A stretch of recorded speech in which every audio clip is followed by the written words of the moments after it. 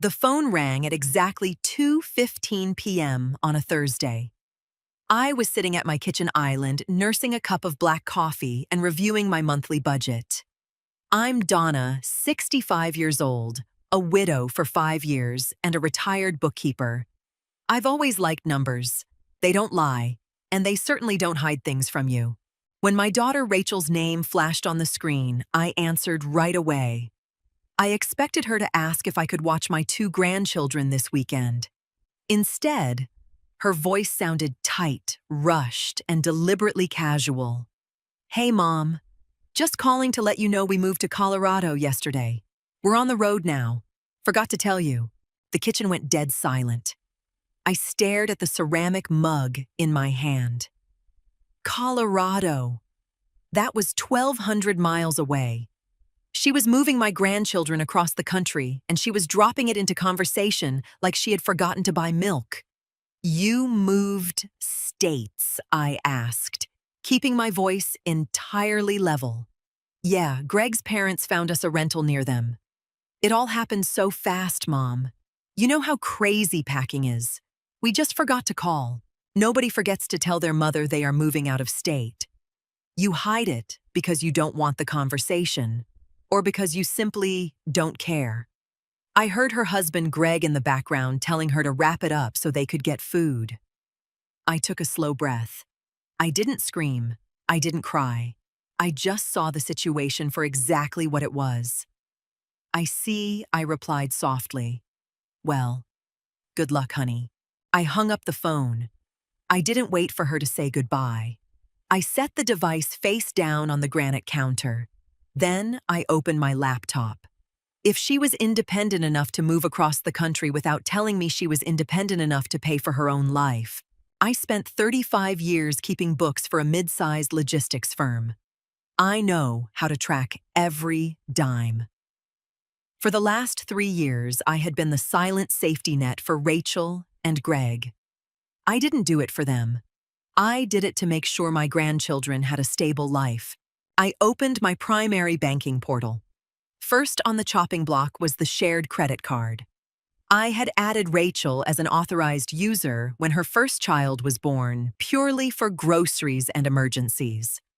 Over the last year, those emergencies had morphed into restaurant dinners, Greg's golf fees, and premium gas for Greg's truck. Last month alone, she put $800 on my account. I clicked the Settings tab, found her name, and selected Remove Authorized User. A green checkmark confirmed the action. Done. Next was the family cell phone plan. I had kept Rachel and Greg on my unlimited plan and save them some money while they saved for a house. Clearly, they had saved enough to move to Colorado. I logged into my mobile carrier's website. With 3 clicks, I suspended both of their lines. The billing cycle ended in 2 days. After that, their phones would be disconnected entirely. Just as I closed the browser, my front door unlocked. It was my son, Brian. He's 2 years older than Rachel, a pragmatic man who works as a high school science teacher. He walked into the kitchen, took one look at my face, and stopped. "Mom, what's wrong?" "Your sister moved to Colorado yesterday," I said, taking a sip of my cooling coffee. "She just called to tell me. She forgot to mention it." Brian frowned, pulling out a stool. "She what? Are you kidding me?" "No," I replied. But I just remembered to update my finances. After Brian left, I walked down the hallway to the guest room. I called it the kids' room because I kept it stocked for my grandchildren. Toys, a small crib, a toddler bed, and an entire wardrobe of clothes I had bought for them. I pushed the door open and stopped in my tracks. The toy chest was half empty. The good winter coats I had bought them last month were gone. The expensive baby monitor was missing from the nightstand. I realized then that Rachel had been methodically packing this room up over her last few Sunday visits.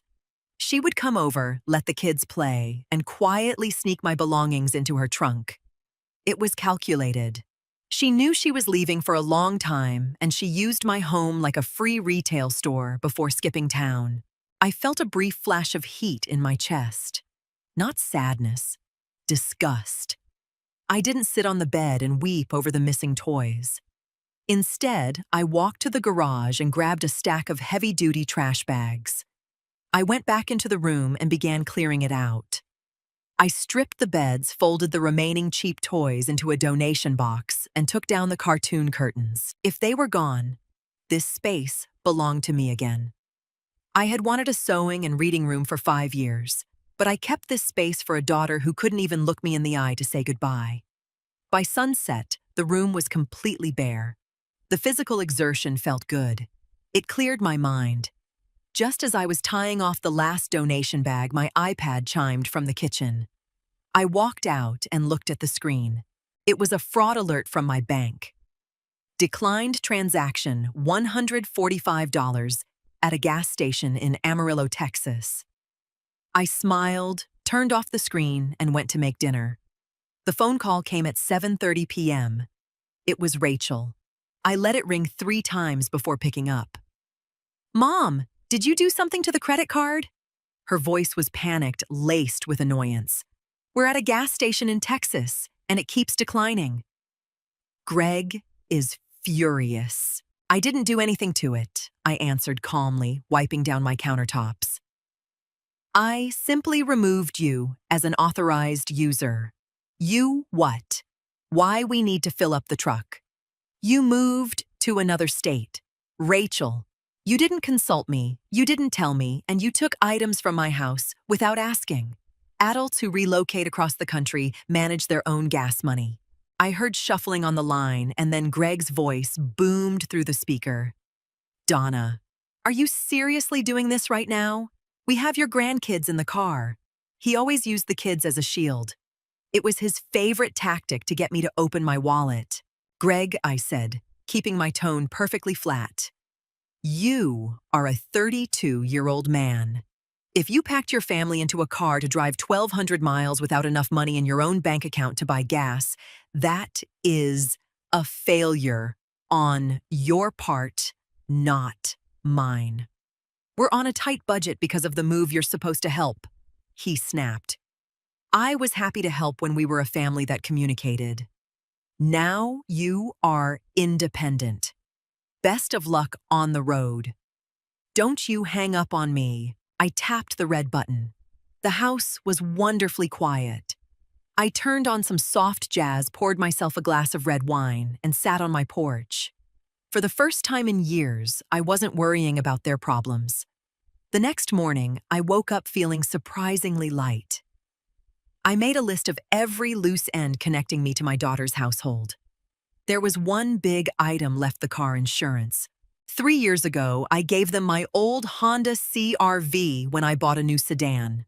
I signed the title over to Rachel, but because Greg had terrible credit and a spotty driving record, I kept the vehicle on my insurance policy to keep their rates manageable. I was paying $200 a month just to insure a car that was currently speeding toward the Rocky Mountains. I called my insurance agent at 9 a.m. Sharp. "Hi, Sarah. It's Donna. I need to drop a vehicle from my policy today." The Honda. By 9:15 a.m., the car was officially uninsured under my name. I sent Rachel a brief text message. "The insurance on the Honda has been canceled as of this morning. You will need to secure your own policy immediately." I knew she wouldn't see it right away. True to my timing, the mobile carrier had cut their service at midnight. Unless they found a roadside diner with free Wi-Fi, their phones were currently expensive paperweights. The silence from their end was golden. I spent the afternoon at the garden center buying soil and new pots for my back patio. I had always rushed through my weekends, constantly on call for Rachel's emergencies. Now I took my time. I spoke to the nursery owner, drank a lemonade in the sun, and realized just how much energy I had been bleeding into a one-sided relationship. When I got home, Brian was waiting in my driveway. He was holding a large metal toolbox. "What's that for?" I asked. "I'm changing your locks," Brian said, walking toward the front door. "Rachel still has a key. And knowing her and Greg, they'll expect to walk back in here whenever things get tough." I nodded. You're a good son, Brian. With the new deadbolts installed, I turned my attention to the garage. Greg had been using my two-car garage as his personal storage unit for 2 years. Half of the space was piled high with his heavy power tools, old tires, a broken weight bench, and boxes of seasonal decorations Rachel didn't want cluttering her apartment. I had asked them 5 times to move it. They always had an excuse. I am not a free storage facility. I took photos of the weight bench, the tools, and the tires. I created an account on a local community app and posted them under a simple heading, Moving Sale. Everything must go today. Cash only. I priced everything to sell immediately. $10 for the weight bench, $50 for the whole box of tools. Within an hour, my driveway was a busy marketplace. A young couple bought the tools. A college student took the bench. By 3 o'clock, half of Greg's junk was gone, and I had $150 in my pocket. The rest of the useless items, broken lamps, old clothes, empty boxes, I dragged out to the curb. I scheduled a bulk trash pickup with the city for Monday morning. I swept the garage floor. I parked my car inside with plenty of room to spare. I looked at the clean concrete and breathed in the smell of dust and motor oil. It felt like I was reclaiming my territory, square foot by square foot. They had taken my generosity for granted, treating my home like an extension of their own property. They wanted to pack up in the dead of night and leave fine. But they were leaving everything behind, including the privileges of being my family. It was Sunday afternoon when Rachel finally found a way to reach me. The caller ID showed a strange Colorado number. It was Greg's mother, Susan. I answered. "Mom, it's me." Rachel's voice came through thick with anger and tears. She was using her mother-in-law's phone via Wi-Fi. "What is wrong with you?" "Our phones just died. We had to buy prepaid cards just to navigate. And you cut the insurance. If we get pulled over, we're ruined. You should have thought about logistics before you moved," I said, organizing my spice rack. "You're punishing your own grandchildren," she yelled. "We're sleeping in Greg's parents' basement. It's freezing. We don't have any money for groceries because you cut the card. Rachel?" I interrupted, my voice dropping an octave. "Do not play the victim. You planned this move for weeks. You stole items from my guest room. You let your husband disrespect me. You didn't even have the decency to say goodbye. You treated me like an ATM that you unplugged when you were done with it. That's not fair. Greg's parents promised us a free place to stay. We had to take the chance." "Then Greg's parents can buy your groceries," I replied. "You chose them. You chose this. I am simply respecting your independence. If you don't turn the phones back on, you will never see your grandchildren again," she threatened. The ultimate trump card. I paused, holding a jar of cinnamon. I loved those kids, but I knew the game. If I caved to emotional blackmail now, I would be paying for it until I died. "That is your choice as a mother," I said calmly. "But I will not be extorted. Goodbye, Rachel." I hung up and blocked Susan's number. 2 weeks passed without a word. My life settled into a beautiful, quiet routine. I went to water aerobics. I had dinners with Brian and his wife. I finished 3 books. My bank account, usually drained by Rachel's minor emergencies, was flourishing. Then, on a Tuesday, Brian came over for coffee.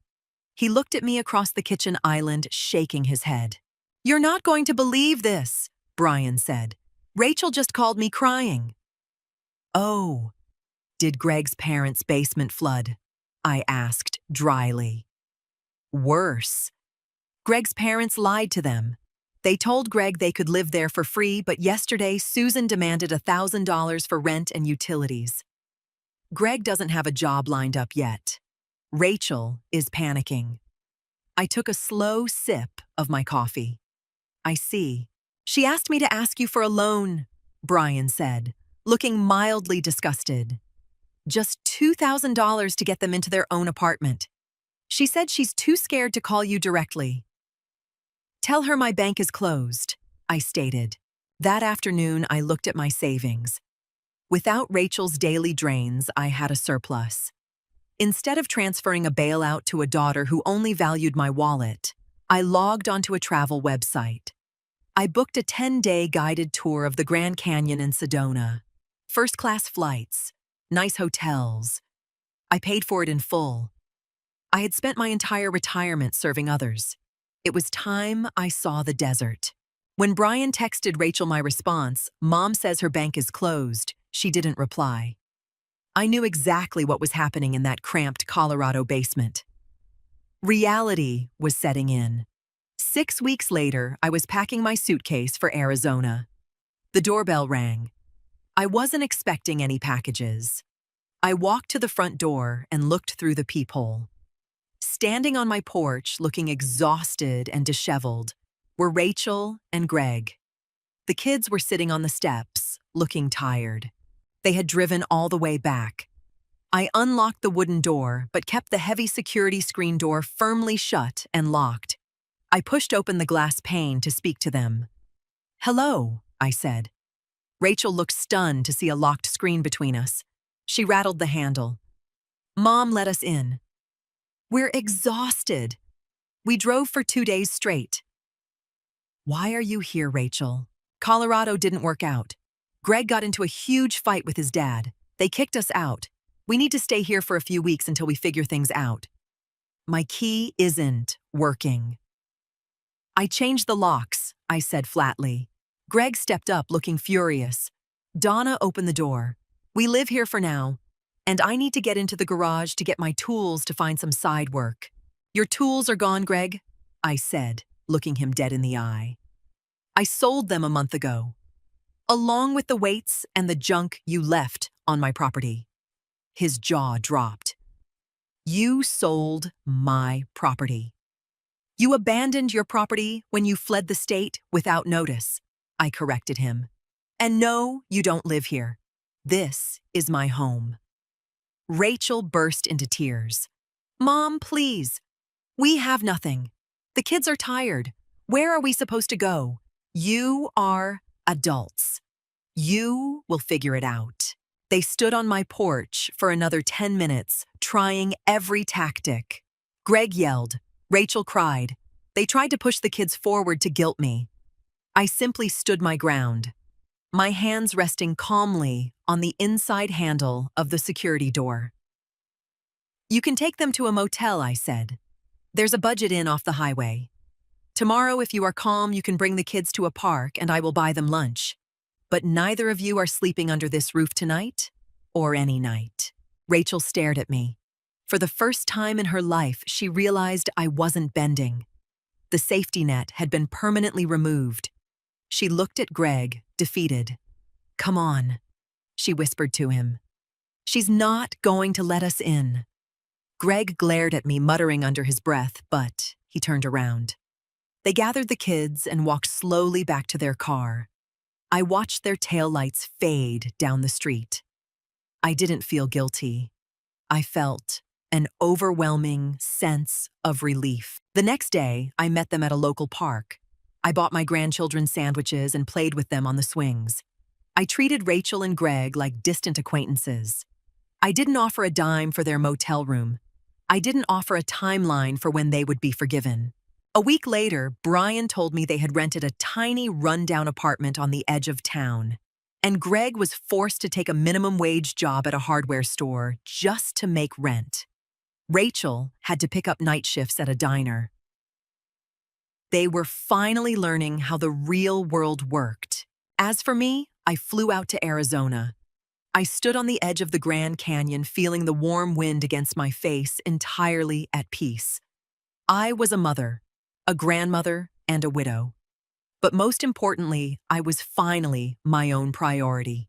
Sometimes the most loving thing you can do both for yourself and for your adult children is to stop softening the blow of their own choices.